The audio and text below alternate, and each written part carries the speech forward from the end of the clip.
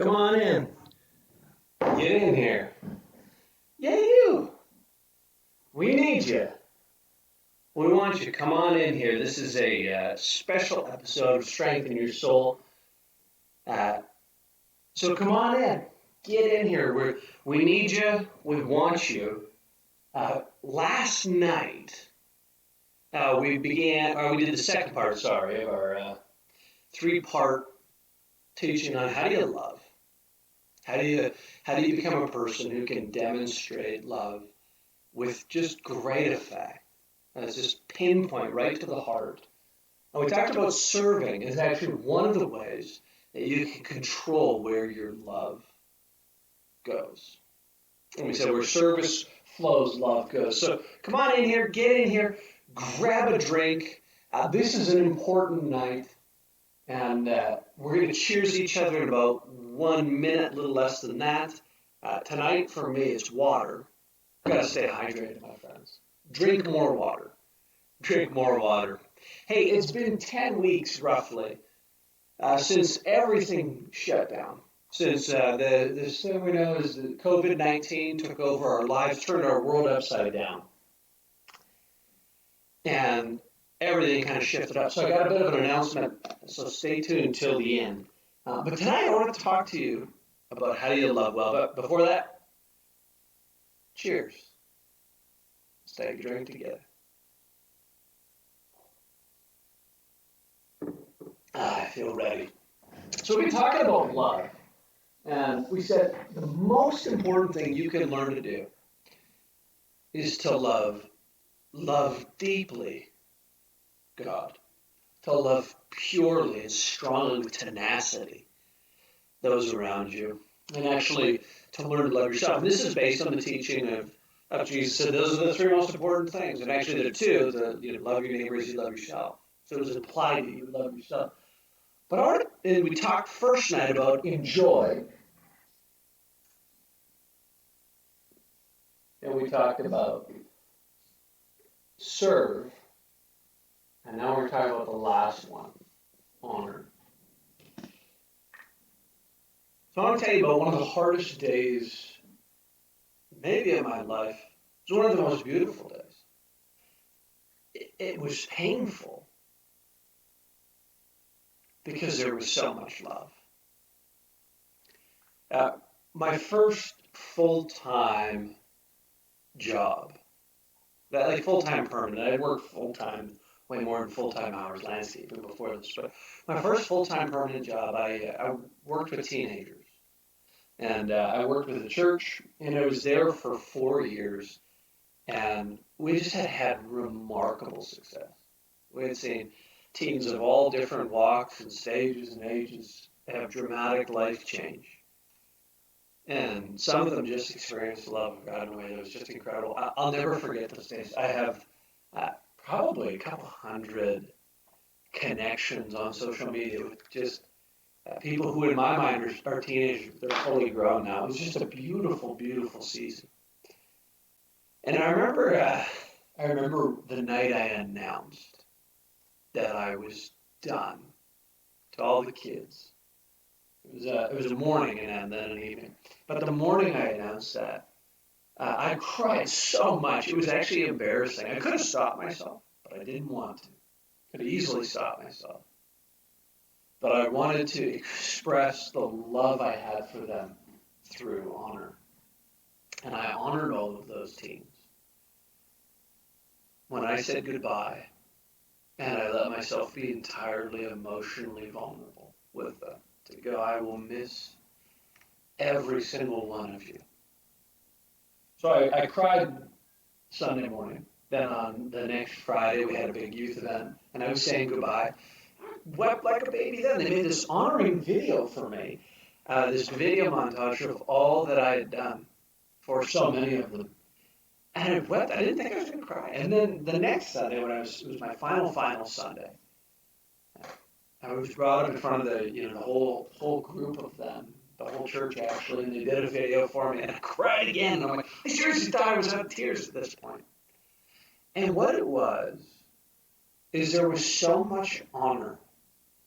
There was so much honor between myself and this group of people, these teenagers in the church I was a part of, that it created such an atmosphere of love.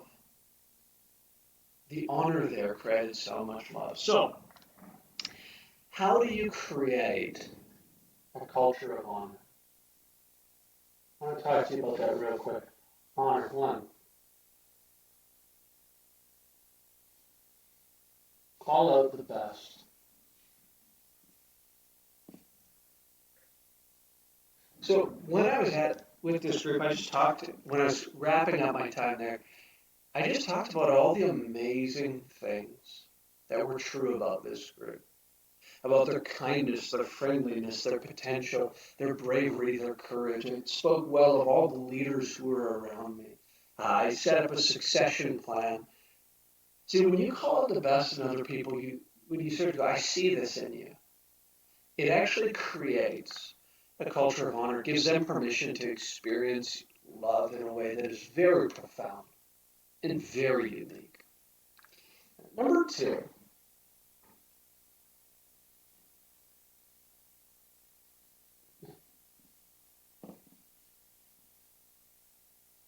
do what I call mirror love.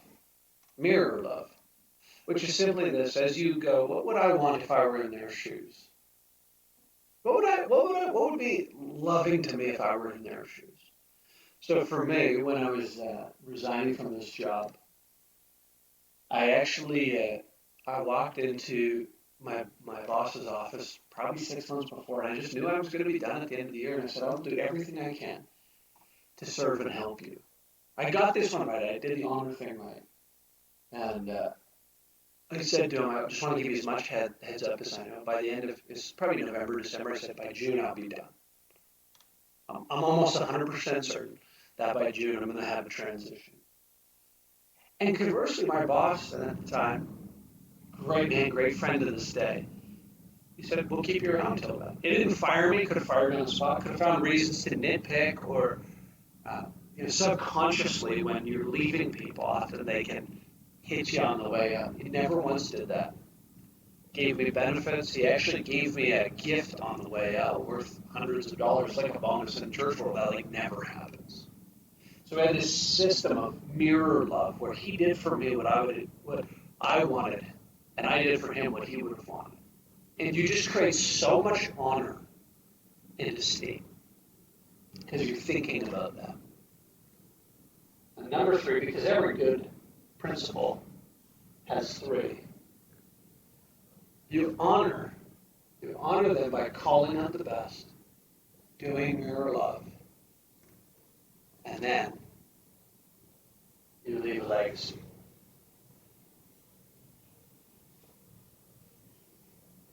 You leave a legacy. When I left that place, this church, I actually got a great privilege of recommending who they would hire next for the staff.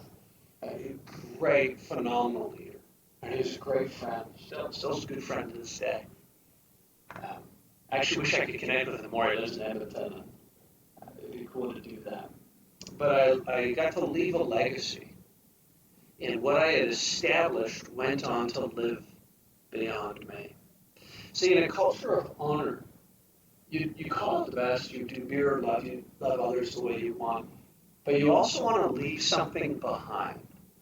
So whether this is in an area of your life, say you're at school or you have a job, or even with your family, you go, I want to build a legacy. I want some of the best of me. And the best, say with your kids, you want to leave a legacy with your kids. How do you leave a legacy with your kids? You leave a legacy with your kids in a couple of ways. Number one, you call it the absolute best in them, and you teach them how to access that. Number two, you love and serve them in a way that matches them. But number three, you give to them some of the best of you. You give to them some of the best of you. And so, as was hinted at in the title for tonight, this, strengthen your soul, will likely be the last strength in your soul. Because I actually think I've created a legacy. I feel like you all have honored me so much. And so I just want to honor a few people publicly. Some of you, I've got a friend, you know who you are. You watch basically every one of these as part of your nighttime routine. You called out the absolute best in me. You watched, you participated, and you helped me leave a legacy. You helped me with tech. Thank you for that. There are some of you who have messaged me saying I forgave people who I never thought I could change my life. There are some of you who have explored and initiated a walk with God. You've begun a relationship with God. You never thought that was possible. I honor you. Some of you have shared these videos to help more people. I honor you. Some of you have met, dozens of you have liked or commented. I honor you for that. Thank you for making this what it has been. Some of you have actually subscribed on YouTube. You can still do that. All these videos are going to be on YouTube, so you can catch them. But here's the cool part. I've made 100 videos now. I've made 100 of these, which is sort of a milestone in my mind. To go, when I've made 100, we'll stop and really, truly reevaluate. And here's what's cool. We kind of have made it through coronavirus. It's just part of my instinct in making these videos to just help people have a stronger soul. And my other series, this will conclude that one as well. I might do a short video tomorrow just for that, just to let people know it's wrapped up. But I wanted to help people have a clearer and stronger mind and to learn how to strengthen their soul. So thank you for the honor of watching and participating. A bunch of you are going to need to go back and go on YouTube and work through a bunch of this stuff. Some of you might be really disappointed in me right now. My God, I can't believe you're stopping. Part of the reason, I just want to speak to why, part of the reason is I feel like I've said a ton. I could keep going. Believe me. I've done like 50 days, so I've done a lot of video content. But part of it is we made it through. And life is heading back to normal. And this has been a complete labor of love for me and honor for you. And a complete volunteer time. So, thank you for honoring me. Even some of your comments have been just super, super helpful. Some of you got, I need this, though. A couple of ways you can get in touch with me. Some of you can just get in touch with me. If you're seeing this, you can just get in touch with me. And we can go from there. There may be a future iteration of Strength in Your Soul that goes on weekly, if that would be helpful to some of you. Not a like. I don't really care about the likes, honestly. But if it would be helpful to have something like this once a week down the road, that may be the case. I got to figure out my life, too. Because everything's real. We made it through, friends. So, with all that being said, I love you. I honor you. Thank you for honoring me. Thank you that I had the privilege of serving you and enjoying this process. Learned so much. So that being said, there's no real try activity for tonight. You can. I mean, you can. The question is, I'll just give you the two. But I'd like to just actually say a prayer of blessing. The question is, who could you honor more thoroughly? And how could you do it? Who could you honor more thoroughly? How could you do it? You could do that on your own. I hope somebody came to mind. I wanted to honor you all tonight. So, don't forget to like, comment, share, or subscribe on YouTube. You can catch all the old videos there. And with that being said, we made it. And I hope that you found that your connection to other people is so much stronger. And for many of you, I know that your connection with God, the universe, with Jesus, is much better. That means I'd love to just say a quick blessing over you. And then we'll see what the future holds. But Strength in Your Soul won't be on tomorrow because we made it. So let me just say a quick prayer over you. May you know